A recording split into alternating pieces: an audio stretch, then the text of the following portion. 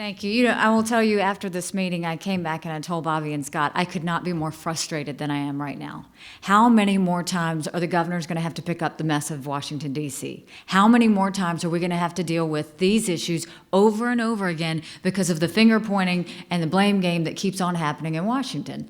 What I will tell you is, we heard today a whole lot of no.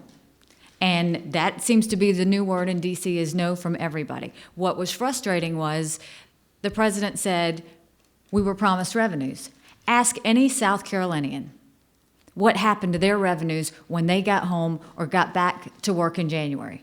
They saw their payroll checks go down dramatically. That was revenues. That was government. So if he got it then, now he's saying, oh, but I want more? Something's wrong. My kids could go and find $83 billion out of a $4 trillion budget. This is not rocket science. What this is an inability to want to get to work. No one should be going home. No one should be playing golf. No one should be taking vacations. What they need to do is do what these governors do every day.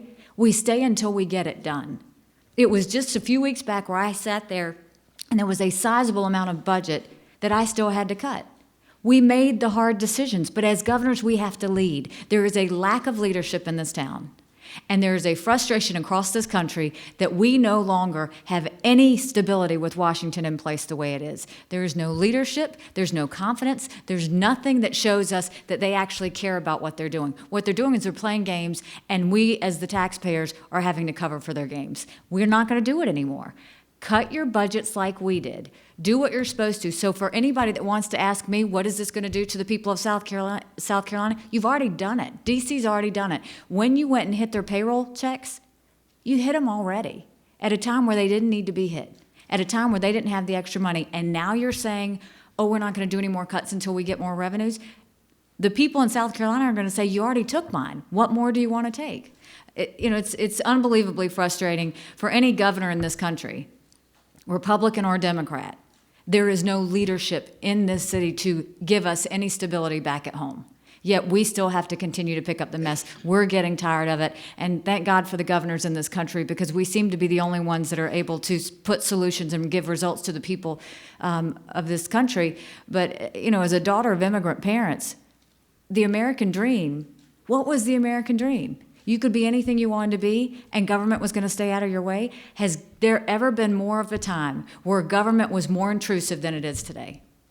And to the point that it is really psychotic. There is something very wrong in this town. And what I can tell you is the governors are going to keep doing what they're doing. We're going to continue to solve problems, but Washington isn't doing us any favors, and there's a complete lack of leadership or responsibility or accountability in this town.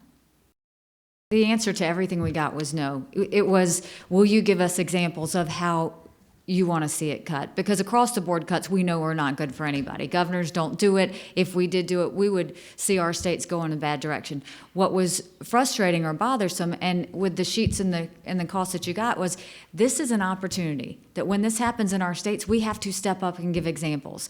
When asked if he would delay the Medicaid expansion, or when asked if he would go and provide where these cuts should be, when asked all that, no. But what he did want to talk about was revenues. So he was very quick to say that he wanted more government money. He was totally quiet on where he wanted to go on cuts. That's the problem. This is a president that only wants to talk about increasing government. This is not a president that has any willingness whatsoever to want to reduce it.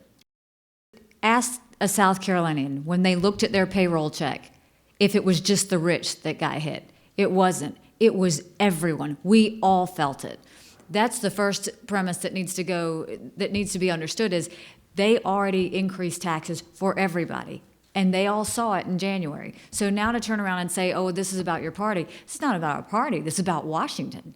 This is about leadership in Washington. You look at any governor across this country, we don't have the right to go home. We don't have the right to just say, we'll figure it out later. We would never put a sequester bill in there and say, oh, this will force us to do some work later. We get it done, and we get it done now. The fact that the president isn't willing to give examples on how to cut, and the fact that there's this finger pointing on both sides by everybody here to say, we don't know what to do. You have left the governors in a bind where we are all going to once again have to pick this up on Friday and roll with it. And it's unfair. It's unfair to the American people who elected all of these leaders and elected a chief executive to show real reform and real leadership, and we're not getting it from anybody.